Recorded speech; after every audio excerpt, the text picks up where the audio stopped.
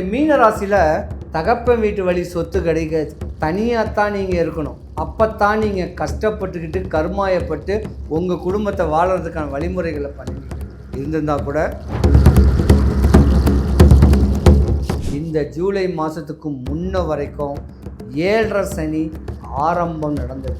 ஜென்மத்தில் சனி பகவான் வந்திருந்திருக்காரு இப்போத்தான். அப்போ ஜென்மத்தில் சனி பகவான் வந்திருந்தனால பல கோடி ரூபாய் நஷ்டங்கள் ஆயிருந்தா கூட, பல அவமானங்கள் அவப்பேறுகள் பட்டிருந்தா கூட, இனி வரும் காலத்தில்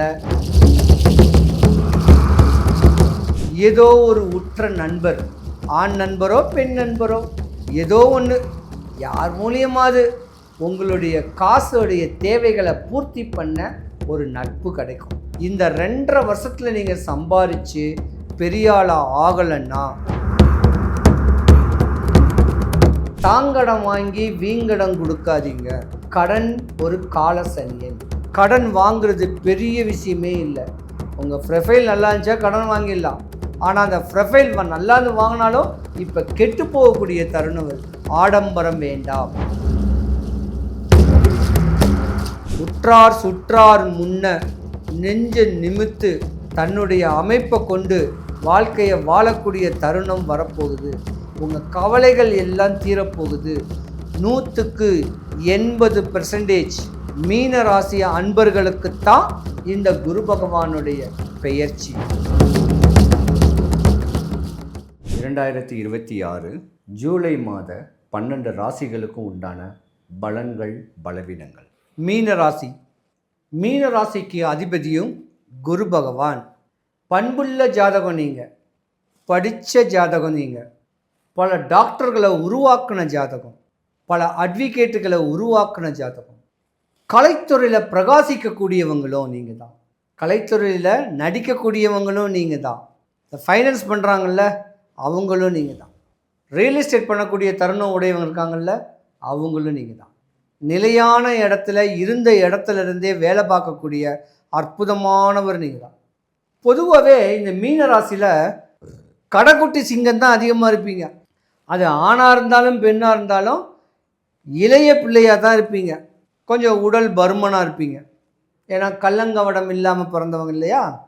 உங்களை கஷ்டப்பட்டு கருமாயப்பட்டு காசு பணத்தை இது பண்ணி மண்ணை விற்று பொண்ணை விற்று தான் படிக்க வைப்பாங்க. அப்படித்தான் படித்து தான் தாய் தகப்பனுக்கு நல்ல பேரை வாங்கித்தருன்னு சொல்லக்கூடிய எண்ணங்கள் உடைய ஜாதகம். அண்ணன் தம்பி அக்கா தங்கச்சி மேலே பாசக்காருங்க நீங்கள். அதுவும் அக்கா தங்கச்சி மேலே தான் அளவு கடந்த பாசக்காரு. அந்த மாதிரியான யோகத்தில் பிறந்தவங்க தான் நீங்கள். இருந்திருந்தாலும் பல பேர் டிரைவராக கூட வேலை பார்ப்பீங்க. டிரைவிங் தொழில்னு சொல்லக்கூடிய ஓட்டுநர் வேறு நிறைய இருப்பீங்க. காரு, லாரி, பஸ்ஸு, இந்த மாதிரி ஓட்டுநர் நிறைய பேர் இருப்பீங்க. இருந்திருந்தால் கூட டீனேஜை கொஞ்சம் கரெக்டாக கொண்டு போகணும். நீங்கள் அந்த 19 வயசு தாண்டிட்டீங்கன்னா உங்களுக்கு எந்த குறையுமே கிடையாது. 19 வயசுக்குள்ளே தேவையில்லாமல் காதல்னு சொல்லக்கூடிய அமைப்பில் மாட்டிக்கிட்டீங்கன்னா நீங்கள் கஷ்டப்படணும். தகப்பன் வீட்டு வழி சொத்து கிடைக்காது. தனியாகத்தான் நீங்கள் இருக்கணும்.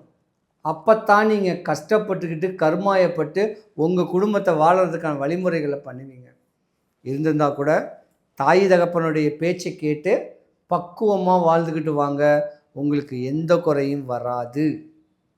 எது எப்படியோ 2026 இந்த ஜூலை மாதத்துக்கு முன்ன வரைக்கும் 7.5 சனி ஆரம்பம் நடந்திருக்கு.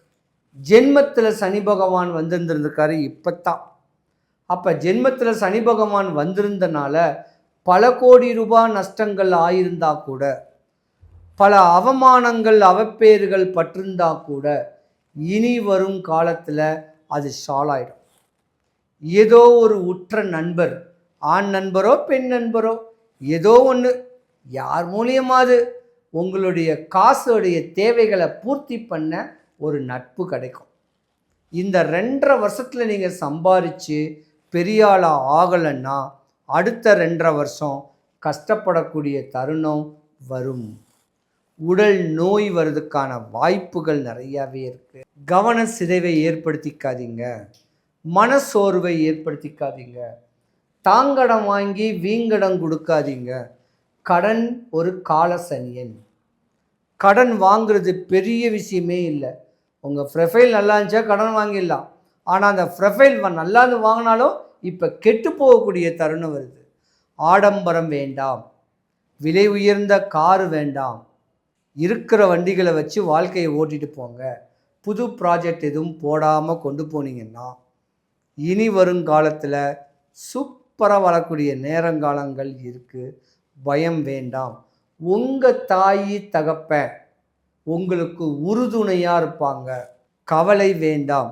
இருந்திருந்தா கூட சனீஸ்வர பகவான் ஜென்மத்தில் சனி பகவான் வந்திருக்காரு. குரு பகவானுடைய பெயர்ச்சியும் ஒரு பெண் ராசியில் தான் பெயர்ச்சி ஆகிருக்கு.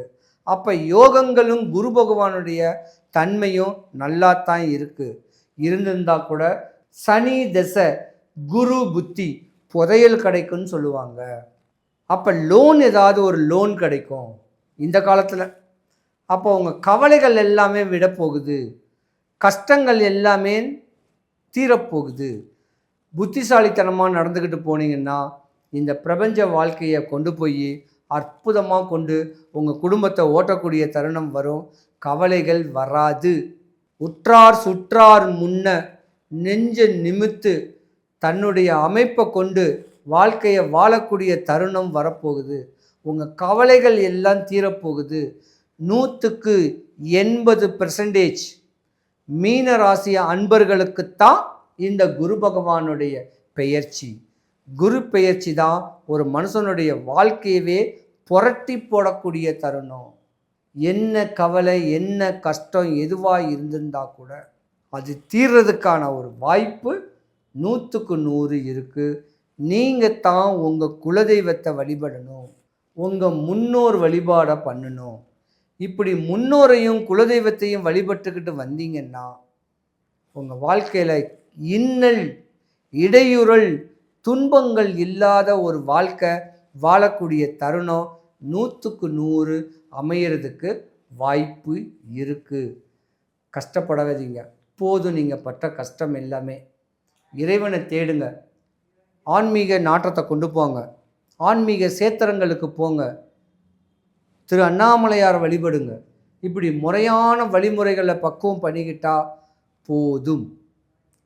மீனராசி அன்பர்கள் அனைவருக்கும் சுபிக்ஷம் ஐஸ்வர்யம் கடாட்சியம் கிடைக்க எம்பெருமான் மாடம்பாக்கம் தேனுபுரீஸ்வரர் தேனுகாம்பாளுடைய அருளாட்சி உங்களுக்கு கிடைக்க நான் இறைவனை பிரார்த்திக்கிறேன். சிவாய நம.